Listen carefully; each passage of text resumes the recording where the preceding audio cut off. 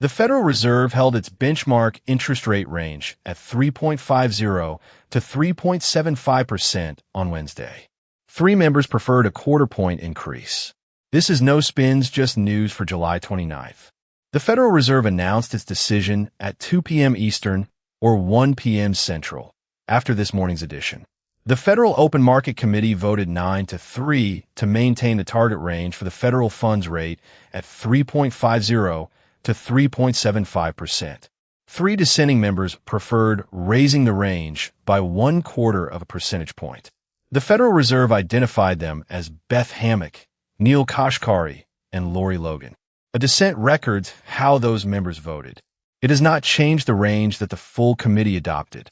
The Federal Reserve said uncertainty about the economic outlook remains elevated. Its statement also said inflation remains somewhat elevated. Those are the committee's assessments in this decision, not an independent prediction of future inflation, employment, or consumer borrowing costs. Associated Press and Axios independently reported the decision and the three dissents. The practical confirmed change is narrow. The policy range stayed where it was, and the vote was not unanimous. The next official update will come from the Federal Reserve, including any later policy decision or revised economic projections. Next is a Senate hearing involving Anthony Fauci. The hearing began Wednesday morning, shortly after the morning report was published. The Senate Homeland Security and Governmental Affairs Committee's official record identifies Fauci as the witness for the hearing. During the hearing, Anthony Fauci repeatedly invoked the Fifth Amendment and declined to answer questions. Invoking the Fifth Amendment is a constitutional right. It is not evidence of guilt, and this report does not treat it as a finding about any allegation. The committee chair said a committee vote is planned for next week. That is a stated future procedural step, not a completed vote, a contempt referral, a criminal charge, or a court decision.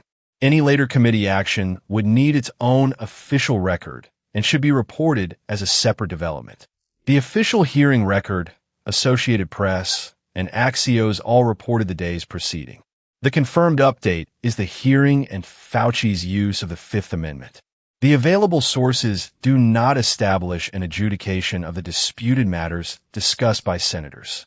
Finally, a proposed modernization program for Washington Dulles International Airport was announced Wednesday afternoon. The Metropolitan Washington Airports Authority described the plan as a transformation of more than $20 billion. Associated Press reported a $22.5 billion capital proposal.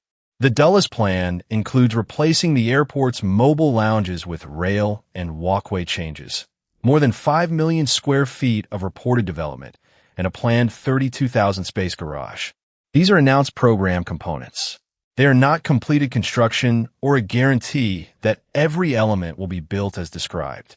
The Airport Authority and project partners announced the proposal. Associated Press reported that planned financing involves the Airport Authority and airlines, and that congressional approval is still needed. Reuters reporting on the plan provides independent context.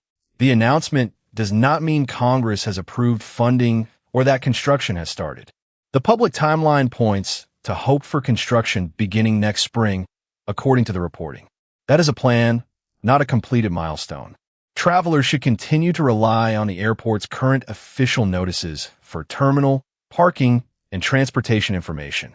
The three verified changes today are a Fed rate decision with three dissents, a Senate hearing with no adjudication, and an announced Dulles capital proposal still subject to approvals.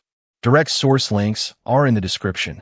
For live weather and breaking updates, follow No Spins Live at No Spins Live. If this report helped, smash the like button, share this video, and subscribe.